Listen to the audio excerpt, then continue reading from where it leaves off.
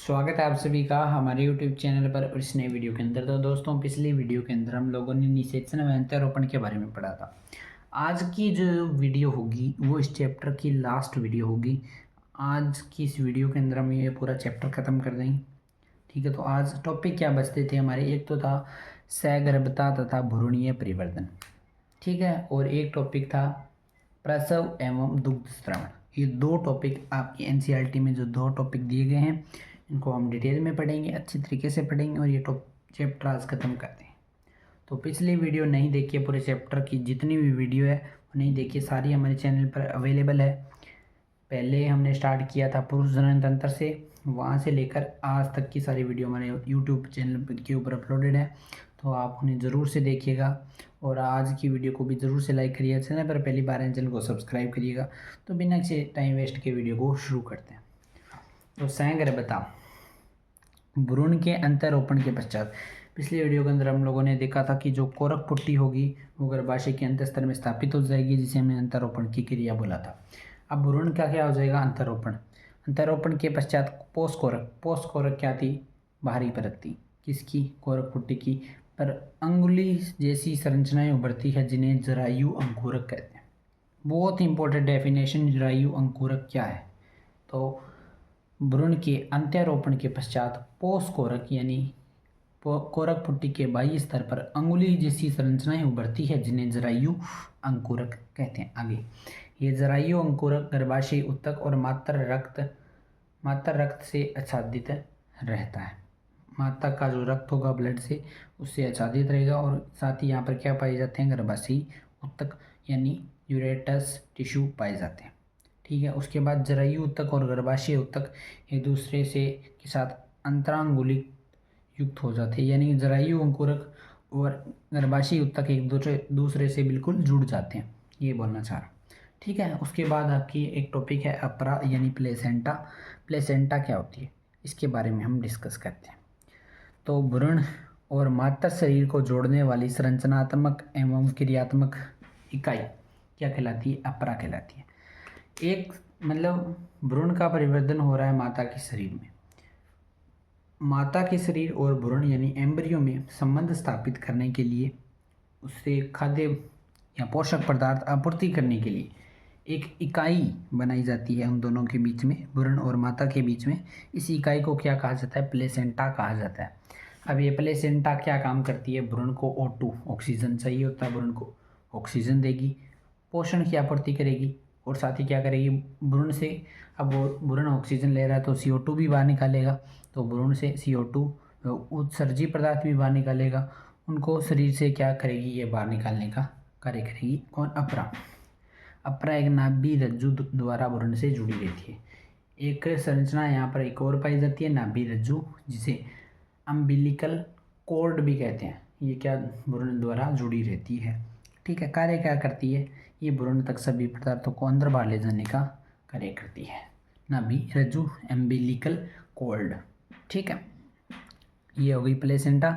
अब प्लेसेंटा में कुछ हार्मोन भी स्रावित किए जाते हैं, कुछ हार्मोन हम देखते हैं। अपरा अंतःस्रावी ऊतकों का भी कार्य करती है, अंतःस्रावी ऊतकों का भी कार्य करती है कौन, प्लेसेंटा यानी अपरा, तथा अनेक हार्मोनों का स्रावण करती है। जिसे मैं पहले बात करूं, मानव जरायु गोनेडोट्रोपिन, ह्यूमन HCG, मानव जरायु गोनेडोट्रोपिन हार्मोन। उसके बाद मानव अपरा लैक्टोजन HPL। ठीक है, उसके बाद एस्ट्रोजन और प्रोजेस्टेरोन, ये दो हार्मोन इंपॉर्टेंट है, किसके द्वारा स्रावित किए जाते हैं, पूछा जा सकता है। मानव जरायु हार्मोन, मानव जरायु गोनेडोट्रोपिन हार्मोन किसके द्वारा स्रावित किया जाता है, HCG किसके द्वारा स्रावित किया जाता है, या ये पूछ सकता है मानव अपरा लैक्टोजन HPL किसके द्वारा स्रावित किया जाता है। तो कौन, क्या जवाब हो जाएगा, प्लेसेंटा यानी अपरा। ठीक है, सगर्भता के समय, सगर्भता यानी प्रेगनेंसी के दौरान अंडाशय द्वारा एक हार्मोन और स्रावित किया जाता है, रिलैक्सिन हार्मोन स्रावित किया जाता है। तो ये भी पूछा जा सकता है, इंपॉर्टेंट फैक्ट है सारे इस टॉपिक के अंदर, तो वो आपको याद रखने होते हैं। सगर्भता के दौरान अन्य हार्मोन जैसे oestrogen, progesterone, cortisol, prolactin thyroxine, इनके स्तर में क्या हो जाती है, वृद्धि हो जाती है। ठीक है, तो इनका स्तर पूछ लिया जाए कि वृद्धि होगी, कमी होगी, कौन कौन से हार्मोन स्रावित किए जाते हैं, तो एस्ट्रोजन, प्रोजेस्टेरोन, कोर्टिसोल, प्रोलैक्टिन और थायरोक्सिन। और साथ में अंडाशय द्वारा एक और हार्मोन रिलैक्सिन, अपरा द्वारा हार्मोन स्रावित मानव जरायु न्यूट्रोपिन, HCG, HPL, एस्ट्रोजन और प्रोजेस्टेरोन, ये सब आपको याद रखने होते हैं। इनके स्तर में वृद्धि हो जाती है कब, सैंगरभता यानी प्रेगनेंसी के दौरान। अब देखिए आप, हार्मोनों की बात कर ली, अपरा की बात कर ली, तो अपरा के बारे में हम लोगों ने पढ़ लिया। उसके बाद अंतरोपण के बाद क्या होता है, देखिए अंतरोपण के बाद आपका जो भ्रूण यानी एम्ब्रियो है वो 3 स्तरों में विभेदित हो जाता है। 3 स्तर बहुत इंपॉर्टेंट हैं, आगे तक काम आएगी। किस स्तर से किस अंग का फॉर्मेशन होगा यही उत्तरदायी होते हैं। तो बाहरी स्तर होता है एक्टोडर्म, उसके बाद होता है मध्य त्वचा, बाह्य त्वचा, मध्य त्वचा और अंतस्त्वचा, एक्टोडर्म, मेसोडर्म और एंडोडर्म, बहुत इंपॉर्टेंट है तीनों स्तर। ये तीनों स्तर वयस्क में सभी ऊतकों या अंगों का निर्माण करते हैं। वयस्क में सभी ऊतकों व अंगों के निर्माण के लिए उत्तरदायी होते हैं, उनका निर्माण करते हैं। ठीक है, उसके बाद भ्रूण या अंतरकोशिका समूह में कुछ निश्चित तरह की कोशिकाएं होती है जिन्हें स्टेम सेल कहते हैं। ओहो, ये बहुत इंपॉर्टेंट पूछा है। स्टेम सेल क्या है, बहुत ही ज़्यादा पूछा जाने वाला क्वेश्चन है। स्टेम सेल क्या है, तो कुछ विशेष तरह की ऊतक या कोशिकाएं पाई जाती है किसके अंदर, भ्रूण के अंदर, जो क्या कार्य करती है, इनकी विशेषता क्या है, ये बहुत ज़रूरी है। सभी तरह के ऊतकों या अंगों के निर्माण में सक्षम होती है। कौन, स्टेम कोशिका या स्तंभ कोशिका भी नहीं बोलते हैं। स्तंभ कोशिका सभी तरह के ऊतकों या अंगों के निर्माण में सक्षम होती है। भ्रूण में सर्वप्रथम हार्ट यानी हृदय का निर्माण होता है। भ्रूण का ये संकेत स्टेथोस्कोप से हृदय की धड़कनों द्वारा सुना जा सकता है। भ्रूण में सर्वप्रथम क्या होता है, हृदय या हार्ट का निर्माण होता है। यह संकेत किसके द्वारा, स्टेथोस्कोप द्वारा, हृदय की धड़कनों द्वारा सुना जा सकता है। बिल्कुल सिंपल सी लाइन थी ये तो। उसके बाद सैंगर्भता के दूसरे माह में, पहले माह में कुछ नहीं होता, दूसरे माह में फुट यानी पाद, फिंगर्स यानी अंगुलियां विकसित होती है। कौन से माह में, दूसरे माह में। और 12वें सप्ताह तक सभी अंग तंत्रों का निर्माण पूरा हो चुका होता है। और गर्भावस्था के 9वें माह के अंत तक गर्भ पूर्ण रूप से विकसित हो जाता है और प्रसव के लिए तैयार हो जाता है। प्रसव मतलब डिलीवरी के लिए तैयार हो जाता है 9वें माह तक। ठीक है, इसीलिए ये जो प्रेगनेंसी का पीरियड होता है वो कितने टाइम का होता है, 9 महीने का होता है।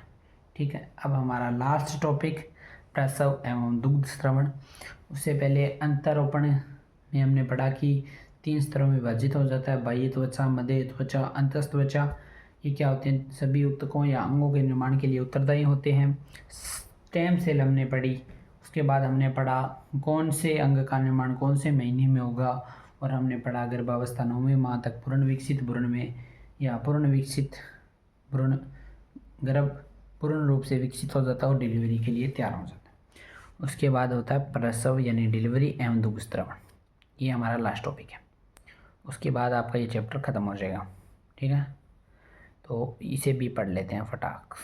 देखिए, ह्यूमन में सहगर्भता की औसत अवधि 9.5 महीने, 9.5 महीने होती है, जिसे हमने बोला गर्भावधि या जेस्टेशन पीरियड। ठीक है, तो कितने अवधि क्या, जेस्टेशन पीरियड क्या है, सहगर्भता की औसत अवधि क्या है, जेस्टेशन पीरियड यानी गर्भावधि, जो कितनी होती है, 9.5 महीने। ठीक है, उसके बाद गर्भावस्था के अंत में गर्भाशय के जोरदार संकुचनों के कारण, गर्भावस्था के अंत में जब 9 महीने पूरे हो जाएंगे तो किसी भी टाइम गर्भावस्था के अंत में गर्भाशय के जो होता है स्तर, उनमें क्या होगा, जोरदार संकुचन होंगे और संकुचनों के कारण गर्भ बाहर निकल जाता है। इस क्रिया को क्या कहा जाता है, शिशु जन्म यानी प्रसव इस क्रिया को कहा जाता है। प्रसव की जो क्रिया होगी वो अंतःस्रावी तंत्रिका तंत्र द्वारा नियंत्रित की जाती है। प्रसव के लिए संकेत क्या होंगे, प्रसव के लिए संकेत पूर्ण विकसित गर्भ एवं प्लेसेंटा से उत्पन्न होते हैं। इन संकेतों को गर्भ उद्दीपन प्रतिवर्त कहा जाता है। भी फैक्ट है पूरी तरीके से।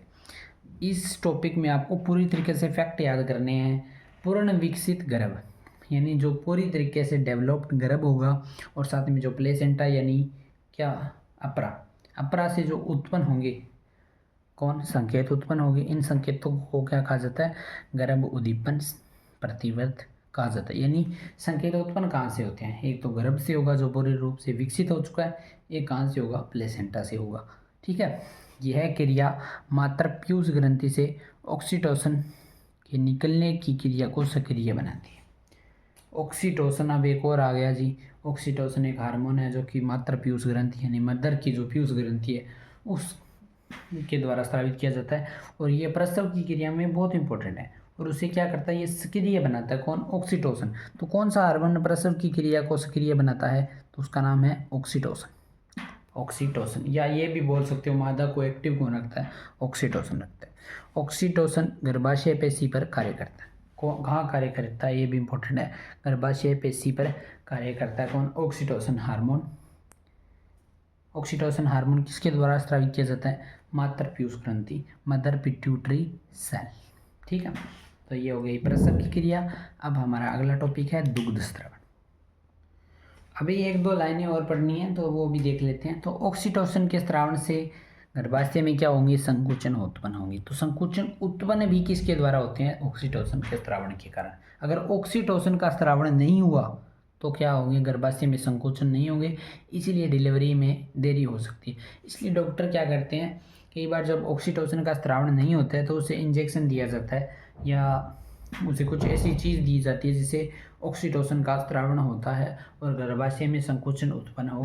तो ऑक्सीटोसिन का स्रावण बहुत ही इंपॉर्टेंट है। तो ये हार्मोन बहुत इंपॉर्टेंट है कि ऑक्सीटोसिन क्या होता है, ऑक्सीटोसिन का स्रावण कब किया जाता है, ये किस प्रकार करता है, बहुत इंपॉर्टेंट है, एग्जाम में पूछा जा सकता है। ठीक है, तो अत्यधिक संकोचनों से शिशु को माँ के गर्भाशय से जनन नाल द्वारा बाहर आ जाता है, इसे प्रसव संपन्न हो जाता है।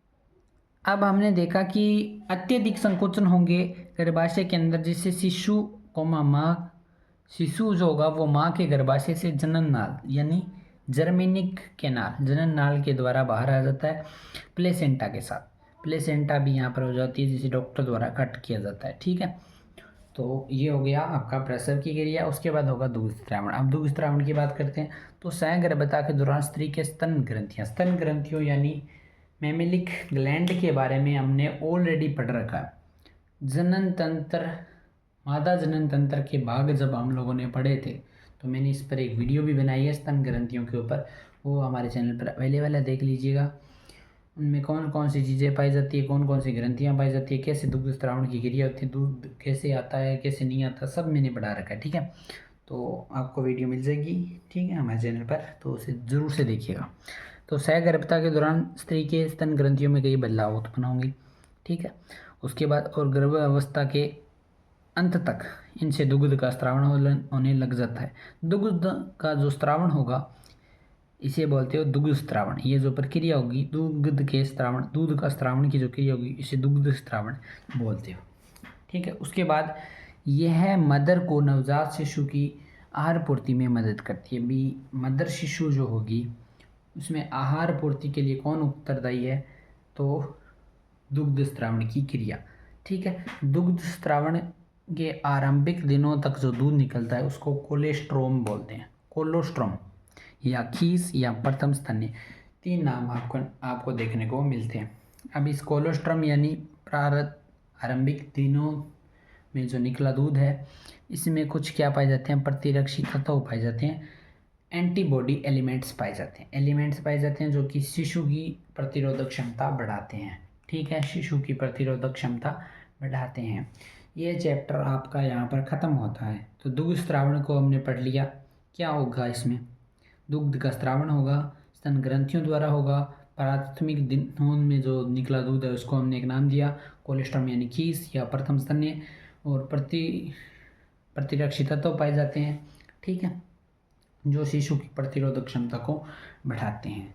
डॉक्टर द्वारा जो प्राथमिक दिन है उनमें शिशु को दुग्ध मतलब स्तनपान कराने की सलाह दी जाती है, दुग्ध को दिया जाता है, ये सजेशन दिया जाता है कि आप इनको दूध पिलाते रहें कुछ माह तक, कुछ टाइम तक। ठीक है, तो ये आपका चैप्टर खत्म होता है। आज की इस वीडियो में हमने सहगर्भता तथा भ्रूणीय परिवर्धन और दुग्धस्रावण और प्रसव के बारे में हम लोगों ने पढ़ा। उम्मीद करता हूँ वीडियो पसंद आई होगी। आज की वीडियो में ये चैप्टर कंप्लीट होता है। अगली वीडियो से हम एक नई यूनिट है जो कि आपकी यूनिट नंबर 7 होगी, जिसके अंदर हम लोग पढ़ेंगे अनुवांशिकी तथा विकास, जेनेटिक्स के बारे में हम लोग पढ़ेंगे, जिसके अंतर्गत हम 3 चैप्टर पढ़ेंगे, जिसकी बात हम अगली वीडियो में करेंगे। और साथ ही अगली वीडियो से हम नए चैप्टर का स्टार्टिंग भी करेंगे। तो उम्मीद करता हूँ वीडियो पसंद आई है। वीडियो को लाइक करिए, चैनल पर पहली बार आए चैनल को सब्सक्राइब करिए। मिलते हैं आपसे अगली वीडियो में। धन्यवाद। Thanks for watching.